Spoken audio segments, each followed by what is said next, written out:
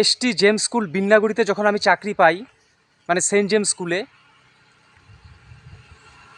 ওখান থেকে আমাকে ওনারা বলেছিলেন যে ব্যাংকের অ্যাকাউন্ট করতে, সেন্ট্রাল ব্যাংকের অ্যাকাউন্ট। তো আমাদের ধূপগুড়ি সেন্ট্রাল নেই,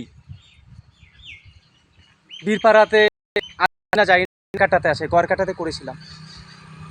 এই তো ব্যাংকের একটা পিএফের বই, একটা এই তো ব্যাংক অ্যাকাউন্ট, মানে দুটো আছে, একটা আছে সেভিং অ্যাকাউন্ট, একটা পিএফের বই, মানে এই যে পাস, দুটোই পাস আছে, একটা মানে পিএফের বই।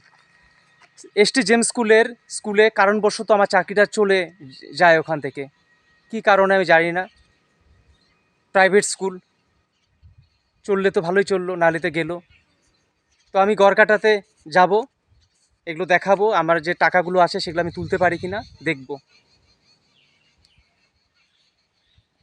এই তো আমার ব্যাংকের বই, সাথে আমি যে সমস্ত অরিজিনাল ডকুমেন্টস এগুলো নিয়ে এসেছি। ব্যাংকে ঢুকবো, দেখি টাকা তুলতে পারি কিনা।